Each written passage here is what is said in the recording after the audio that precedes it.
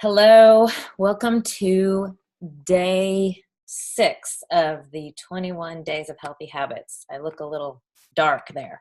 All right, so we are moving into the exercise portion of these days. Again, we're doing mindset, nutrition, exercise, and stress. So today is all about movement. And I've been a personal trainer for many, many years. And so this is my baby. This is what I know the best.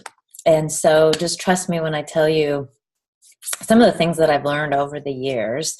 For this habit today, I want you to focus on writing down everything you like to do as far as movement goes. And anything counts in this portion of today's habit.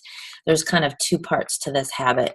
I want you to write down everything you like to do. What you like to walk in the park, walk your dog, walk at the mall. Maybe you actually enjoy mowing the lawn. I know my dad loved that. Shoveling snow. If you're not in Texas, you might be in a state where there is snow. Perhaps it's golfing. If you don't drive a cart and you walk the course, that's excellent exercise.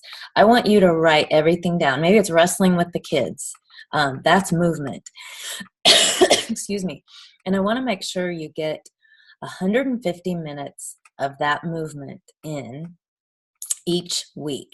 And that boils down to 20 minutes a day, 7 days a week, or 30 minutes for if you move for 5 days a week. And that's intentional movement. And that's at the minimum. 150 minutes is the minimum to just be healthy, good for your heart. All right. So I want you to write that down and really incorporate that into your schedule that we talked about on day 2. And really make sure you get that 150 minutes in. Again, that's 20 minutes a day. On the days that I don't have time to actually exercise, I make sure I walk the dog and, just do some squats or push-ups, while I'm making supper or something. At least I try to get in that 20 minutes of movement if I don't have time to exercise. All right, so that's the first part of this habit. The second part of this habit is I want you to increase your intensity for at least a third of those minutes. So out of the 150 minutes, I want 50 of those minutes to be at a higher intensity. And let me explain something to you. I'm going to give you a study that I have learned about and read about from the Cooper Institute. And the Cooper Institute here in Dallas, Texas, did a research study on over 100 women. And what they did was they separated these women into 3 different groups. And each group was told to walk 3 miles a day. All right. The first group was told to walk at a stroll pace, it was about 3 miles per hour. That pace, it took them 60 minutes to walk the 3 miles. And that group lost 0 weight. They didn't lose anything.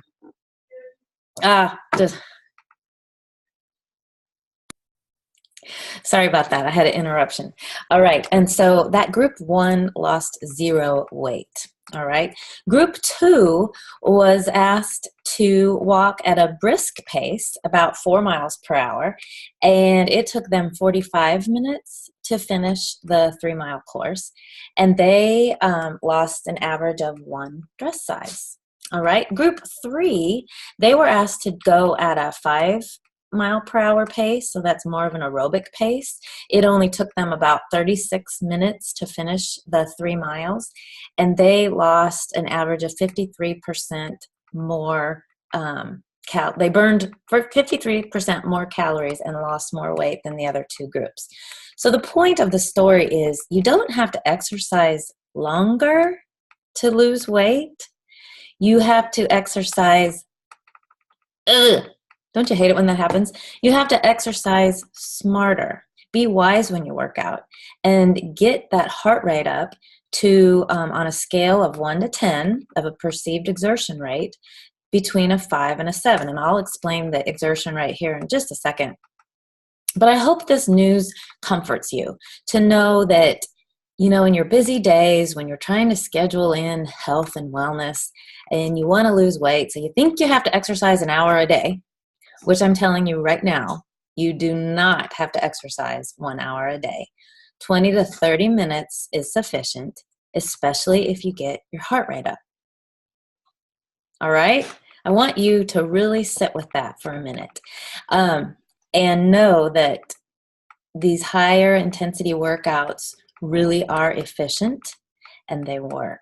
And the studies have proven it. So let's talk quickly about the Borg scale of, it's just called the Borg scale. And it was invented by a man named Borg. I am a very big Star Trek fan, by the way. And so for me, a Borg is scary because they will assimilate you. Anyway, the Borg scale, it's on a scale from 0 to 10, and it's your perceived exertion rate. A 0 means basically you're sleeping. You're not out of breath at all. A 10 on the Borg scale is a sprint. You're all out. You're not even breathing. What I want you to do is to be at a perceived exertion for 50 minutes out of the 150 minutes between a perceived exertion of 5 and 7. So a 5 is you're hard, or it's intense, it's hard to talk, it's hard to have a conversation. A 6 is you can only get out a few words. A 7 is you cannot really talk comfortably at all. But you can hold those higher intensities for a good minute or so. For example, let's say one of your favorite activities to do is walking. All right.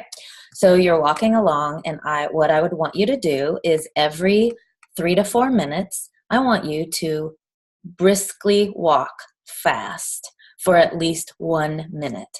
Get that heart rate up. Move your arms. If you have to put your arms above your heart, anytime you raise your hands above your heart, that heart rate's going to go right up. So what I want you to do is every 3 to 4 minutes, for 1 minute, walk very, very, very, very fast, and then slow down. And then keep doing that for 20 to 30 minutes. You will be surprised at the results you'll get.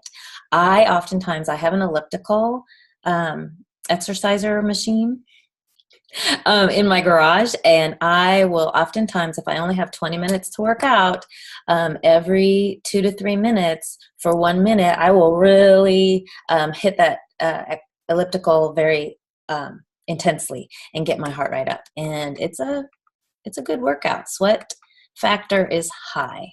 So that's your habit for today, and I will see you tomorrow.